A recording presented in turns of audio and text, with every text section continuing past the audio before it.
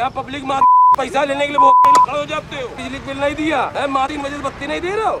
अंधेरे में खड़ी भीड़ के बिजली विभाग को गाली देने का ये सीन साल 2013 में आई एक डॉक्यूमेंट्री का है। डॉक्यूमेंट्री का नाम है कटियावाज। फैद मुस्तफा और दीप्ति कक्कड़ की डायरेक्ट की हुई ये डॉक्यूमेंट्री कानपुर के बिजली संकट पर बनाई गई थी। डॉक्यूमेंट्री का प्लॉट एक बिजली चोर मिस्त्री लोहा सिंह कानपुर को बिजली देने वाली सरकारी कंपनी केस्को और उसकी एमडी ऋतु माहेश्वरी के इर्द गिर्द घूमता है। डॉक्यूमेंट्री में बिजली चोर, बिजली ना आना, केस्को का भ्रष्टाचार, भीषण गर्मी में पब्लिक का फूटता गुस्सा और इससे जुड़ी सामाजिक आर्थिक समीकरण शामिल हैं। कटियाबाज ने साल 2013 में नेशनल फिल्म अवार्ड्स में सबसे अच्छी इन्वेस्टिगेटिव फिल्म का पुरस्कार भी जीता था।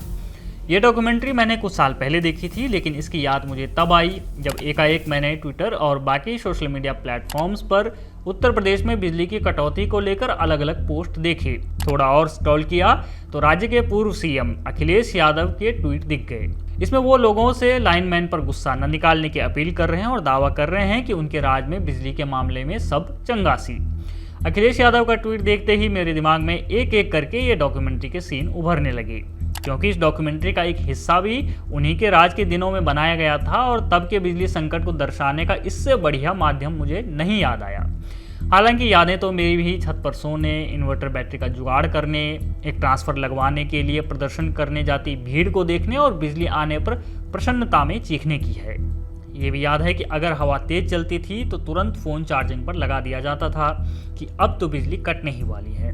लेकिन आज आइसोलेटेड इंसिडेंट्स के नाम पर शोर मचाते अखिलेश यादव के राज में बिजली व्यवस्था कैसी थी, इसकी एक और तस्वीर पेश करने के लिए आंकड़े भी ज़रूरी होंगे। मैं आपको AT&C losses, distribution losses, peak power demand और जनरेशन जैसे भारी भरकम शब्द बोलकर आपको दिमागी कसरत करवाऊं, उससे पहले सीधे सीधे फैक्ट्स आपके सामने रखता हूं। वैसे आप अगर उत्तर प्रदेश के रहने वाले हैं तो आपको याद जरूर होगा कि इटावा, मैनपुरी और अमेठी रायबरेली तब VIP जिले हुआ करते थे और सिर्फ यहीं बिजली 24 घंटे आती थी। लेकिन बाकी प्रदेश का क्या हाल था?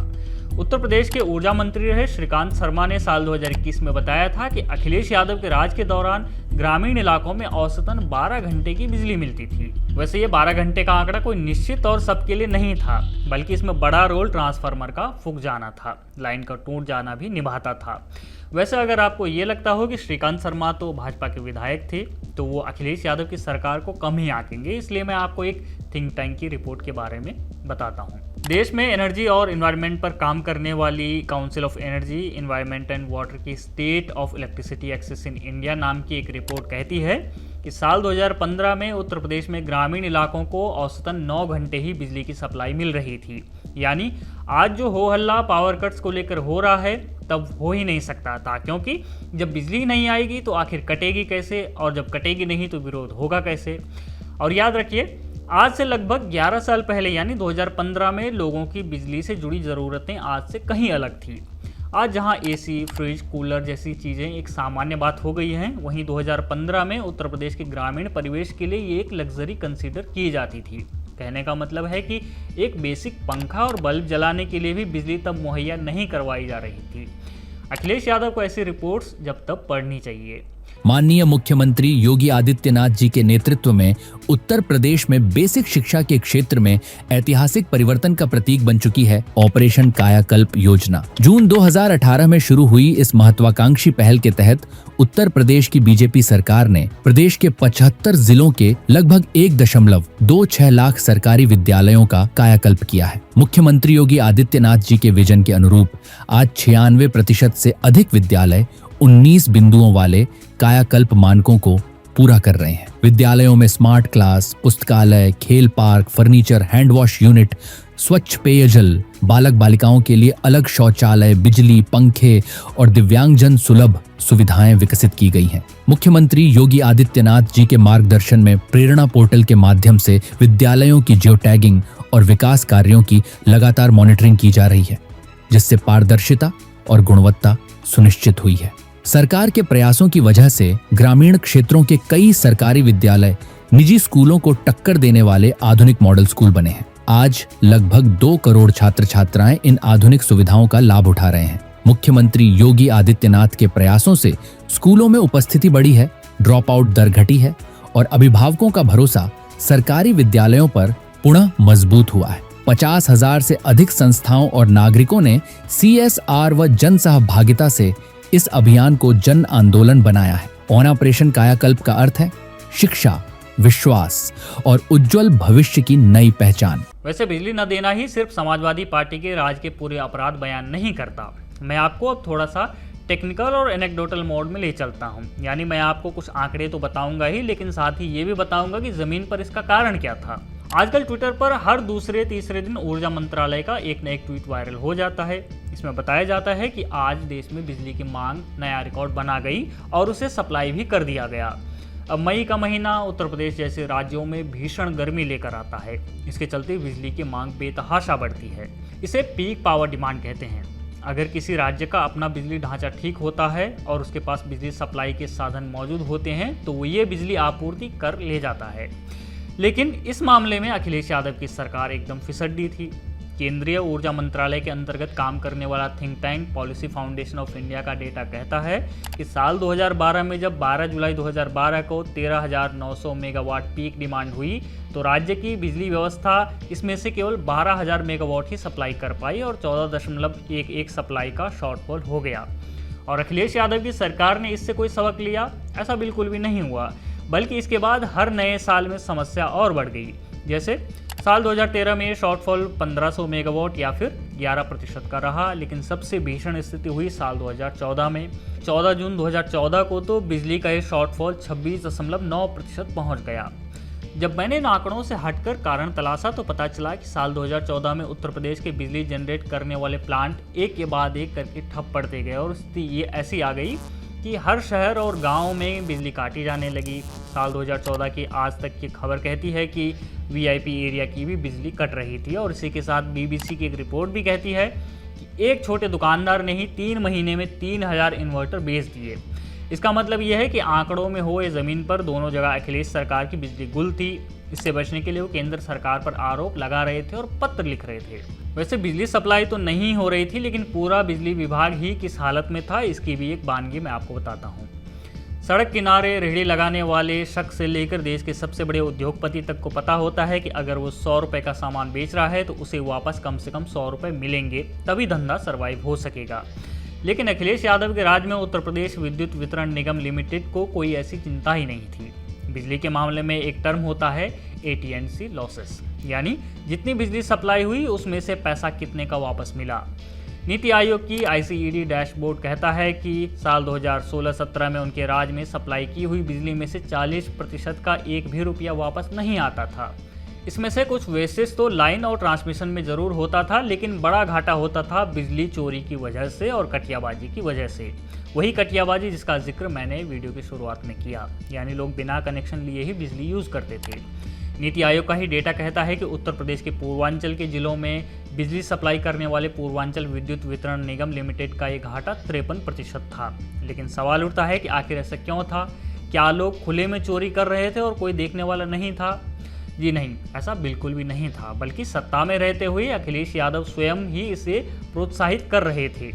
मुजफ्फरनगर में एक रैली में खुद अखिलेश यादव ने कहा था कि उन्हें कटिया से कोई समस्या नहीं है, और उन्हें समस्या होती भी क्यों। अमर उजाला की ही एक रिपोर्ट कहती है कि उनके खुद के ही जिले में सबसे ज़्यादा बिजली चोरी होती थी। अमर उजाला की रिपोर्ट कहती है कि इटावा में 73% बिजली चोरी हो जाती थी। वैसे इस बिजली चोरी पर अकेले अखिलेश यादव का संरक्षण नहीं था, बल्कि उनकी पूरी पार्टी ही इस मॉडल को अपना रही थी। आज जुल्म जुल्म चिल्लाने वाले आजम खान के रामपुर में 50% से ज़्यादा बिजली चोरी होती थी। आजम खान का कहना था कि कोई भी ठेकेदार बिजली विभाग का कर्मचारी छापा मारने नहीं आ सकता, यहाँ तक कि बिजली चोरी में खलल ना पड़े। इसके लिए आजम खान ने रामपुर में बिजली के तार अंडरग्राउंड करने से रुकवा दिए थे और बाकायदा इसका ऐलान भी कर रहे थे। आजमगढ़, मैनपुरी, संभल और कन्नौज जैसे जिले जहाँ जहाँ भी समाजवादी पार्टी की पकड़ मजबूत थी, सब जगह बिजली चोरी पूरा कारोबार था। यहाँ 60% तक बिजली चोरी हो रही थी और बिजली चोरी करने वालों को पकड़ने की किसी की हिम्मत नहीं थी, क्योंकि उन्हें सीधा संरक्षण समाजवादी पार्टी से मिल रहा था। और ऐसा भी नहीं है कि ये बिजली चोरी कहीं गांव गिराओं के इलाके में होती हो। यहाँ तक कि समाजवादी पार्टी की सरकार जाने के बाद भी आजम खान और शफीकुर रहमान बर्ग के घर में बिजली चोरी हो रही थी और ये सिलसिला उनकी सत्ता जाने के सालों बाद तक जारी है।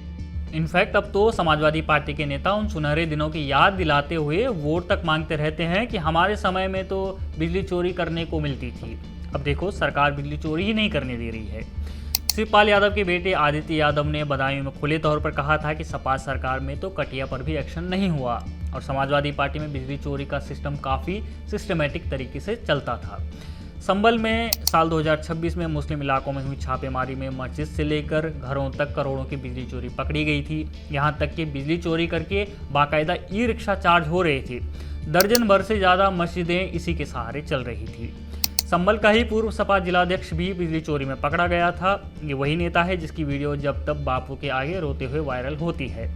साफ बात है कि जब बिजली चोरी को लेकर खुला संरक्षण दिया जा रहा था तो भला तब प्रदेश को बिजली मिलती कैसे और कैसे बिजली निगम कभी मजबूत हो पाता।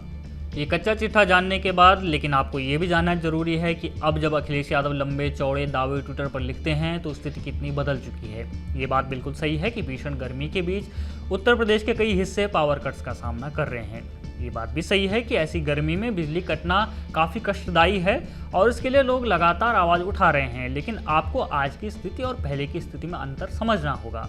आज जहां लोड बढ़ने के चलते लोड शेडिंग हो रही है या फिर ट्रिपिंग हो रही है, वहीं पहले घुप अंधेरी की स्थिति थी। पहले कुछ जिले वीआईपी थे जिनकी बिजली सप्लाई कैसे भी इंश्योर की जाती थी और बाकी को अनाथ छोड़ दिया जाता था। योगी सरकार आने के बाद ये भेदभाव खत्म हुआ है और साथ ही बिजली का इंफ्रा भी सुधरा है। रिपोर्ट्स कहती हैं कि योगी सरकार आने के पहले उत्तर प्रदेश में 1.2 लाख बस्तियों में ही बिजली पहुंचती थी। अब ये आंकड़ा बढ़ चुका है और साल 2023 तक ही सरकार इस नंबर में 1.2 लाख बस्तियों का एडिशन कर चुकी थी। और सिर्फ ऐसा नहीं है कि बिजली के खंभे लग गए हैं बल्कि घरों तक भी बिजली पहुंची है। साल 2017 में 1,80,00,000 घरों में ही बिजली पहुंच रही थी। ये नंबर भी अब बढ़कर 3,63,00,000 हो चुका है। कनेक्शन देने के साथ ही योगी सरकार ने बिजली का इंफ्रा सुधारने पर भी जोर लगाया है। यूपी में बिजली की जनरेशन कैपेसिटी भी 5,600 मेगावाट से 8,600 मेगावाट हुई है और जो पावर सब स्टेशन इस बिजली की बैकबोन है वो भी 700 से अधिक योगी सरकार ने बनाए हैं। और अब यूपी में बिजली चोरी पर कंट्रोल हुआ है, तभी संभल में सपा के बिजली चोर भी पकड़े जा रहे हैं और इसका सीधा असर AT&C लॉसेस में इंप्रूवमेंट में दिख रहा है। अखिलेश के राज में जहां 100 रुपए की बिजली बिकने के बाद जहां केवल 60 रुपए में ही रेवेन्यू वापस आ रहे थे, तो वहीं अब योगी सरकार में साल 2024-25 में आंकड़ा 80 रुपए पहुंच गया है। कुल मिलाकर बात यह है कि लगातार पिछले 9 वर्षों में यूपी की बिजली व्यवस्था सुधरी है और लोग इसकी गवाही भी देते हैं। हाँ, जो शॉर्टफॉल गर्मियों के दिनों में हो रहे हैं इनको ठीक किए जाने की ज़रूरत है, लेकिन इसका ये मतलब नहीं है कि आज से 10 साल पहले मौसम गुलाबी था, तब की दिक्कतें बनाई गई थी, उनको ठीक करने की विल पावर नहीं थी। अब चीज़ें ठीक करने पर जोर है और वोटों के लिए कटिया की मंजूरी नहीं दी जा रही है। शायद इसी का असर है कि आज अगर फहद मुस्तफ़ा और दीप्ति कक्कड़ चाहें तो यूपी पर कटियावाद जैसी डॉक्यूमेंट्री नहीं बना सकते हैं। बने रहिए हमारे साथ, देखते रहिए ऑफ इंडिया।